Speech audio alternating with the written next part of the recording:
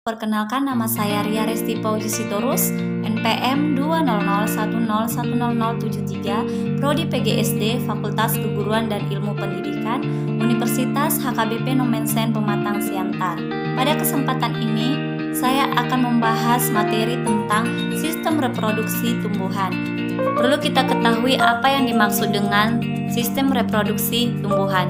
Sistem reproduksi tumbuhan ialah perkembangbiakan atau pembentukan individu baru pada tanaman, baik secara aseksual maupun seksual. Yang pertama, perkembangbiakan secara vegetatif atau aseksual. Perkembangbiakan secara vegetatif atau aseksual adalah perkembangbiakan tanpa melalui perkawinan dengan cara menggunakan bagian tubuh induknya. Yang kedua, perkembangbiakan secara generatif atau seksual. Perkembangbiakan secara generatif atau seksual adalah perkembangbiakan secara kawin karena ditandai adanya peleburan sel kelamin jantan dan sel kelamin betina. Perkembangan tumbuhan dengan cara vegetatif dibagi lagi menjadi dua, yaitu vegetatif alami dan vegetatif buatan. Ada banyak cara tumbuhan untuk berkembang biak dengan vegetatif alami, seperti akar tinggal atau rizoma, spora, umbi lampis, umbi akar, umbi batang, geragi atau stolon, tunas, dan tunas adventif. Vegetatif alami yang pertama yaitu akar tinggal. Batang yang tumbuh menjalar dalam tanah atau biasa disebut dengan akar tinggal. Akar rimpang atau akar tongkat. Contoh tumbuhan yang berkembang biak dengan cara ini adalah lengkuas, jahe, kunyit, dan temulawak. Yang kedua yaitu spora. Spora adalah inti sel yang berubah fungsi menjadi alat perkembangbiakan. Contoh tumbuhan yang berkembang biak dengan cara ini adalah tanaman paku. Pada tanaman paku, spora dibentuk pada daun. Yang ketiga yaitu umbi lapis. Umbi lapis adalah daun yang berlapis-lapis dan tebal sehingga membentuk seperti batangnya. Pada bagian dasar tumbuh akar serabut di antara lapisan-lapisan umbi lapis. Terdapat bakal tunas. Jika umbi lapis ditanam, bakal tunas akan tumbuh menjadi tunas dan tumbuh jadi tanaman baru. Yang keempat adalah umbi batang. Umbi batang adalah batang yang tumbuh di dalam tanah dan digunakan untuk menyimpan cadangan makanan dan membentuk umbi. Jika umbi ditanam, tunas bisa tumbuh dan membentuk tumbuhan baru. Contoh tumbuhan yang berkembang biak dengan cara ini adalah kentang dan ubi jalar. Yang kelima adalah umbi akar. Akar pada tanaman yang berkembang biak dengan umbi akar beralih fungsi menyimpan cadangan makanan. Perkembangbiakan jenis tanaman ini melalui tunas yang tumbuh dari bekas batangnya. Contohnya adalah wortel, bengkoang, singkong, dan bunga dahlia. Yang keenam, geragi atau stolon. Geragi atau stolon adalah batang yang tumbuh dan menjalar di permukaan tanah. Tumbuhan baru akan tumbuh pada buku-bukunya dan tidak tergantung pada induknya. Contohnya adalah pohon stroberi dan rumput teki. Yang ketujuh yaitu tunas. Tunas adalah bagian tumbuhan yang baru muncul dari kecambah atau kuncup yang berada di atas permukaan tanah. Tunas bisa terdiri dari batang, daun muda, calon bunga, atau calon buah. Contohnya pohon tebu, pisang, dan bambu. Yang kedelapan adalah tunas adventif. Tunas adventif adalah tunas liar yang tumbuh di bagian batang. Biasanya ia tumbuh di tepi daun. Contohnya adalah tumbuhan cocor bebek.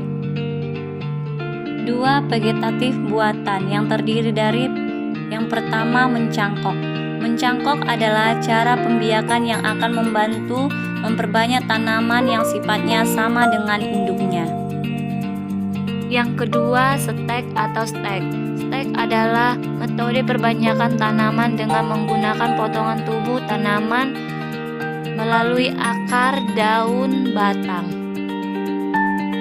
Jenis metode stek ini dibagi lagi menjadi tiga. Yang pertama, stek batang. Yang kedua, stek daun.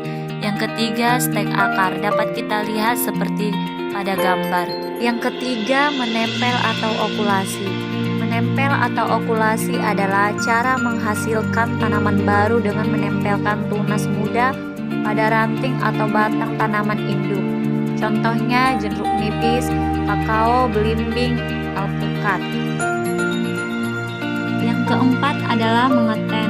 Mengeten adalah metode perkembangbiakan tak kawin di mana dua jenis tanaman yang berbeda digabungkan dengan bagian bawah, akar, dan pokok batang berasal dari satu tanaman. Perkembangbiakan yang kedua yaitu secara generatif. Proses perkembangbiakan generatif membutuhkan alat kelamin jantan dan alat kelamin betina.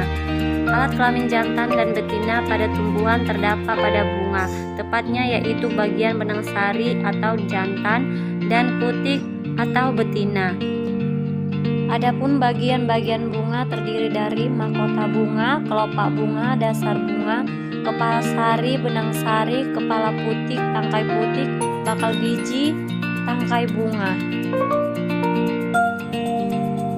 Bagian bunga yang pertama yaitu kelopak bunga, merupakan bagian paling luar berwarna hijau seperti daun atau kecoklatan. Bagian ini berfungsi melindungi mahkota pada saat kuncup. Yang kedua yaitu mahkota bunga. Mahkota bunga merupakan bagian paling mudah dikenali karena berukuran besar dan berwarna mencolok. Bagian ini berfungsi membantu penyerbukan bunga dengan menarik perhatian serangga agar hinggap. Yang ketiga, kepala putik. Kepala putik merupakan alat reproduksi bunga betina atau biasa disebut dengan eunoecium. Yang keempat yaitu tangkai putik. Tangkai putik merupakan saluran penghubung antara kepala putik dengan ovarium. Dan yang kelima adalah benang sari. Bunga memiliki dua organ reproduksi yaitu putik dan benang sari. Bagian ini merupakan alat kelamin jantan yang terdiri dari anter atau kepala sari, polen atau serbuk sari, dan filamen atau tangkai sari. Yang keenam adalah bakal biji. Pada bunga, bakal biji berfungsi melindungi sel telur dan menjadi tempat pertemuan antara sel-sel telur yang akan dibuahi. Bakal biji letaknya di dalam bakal buah.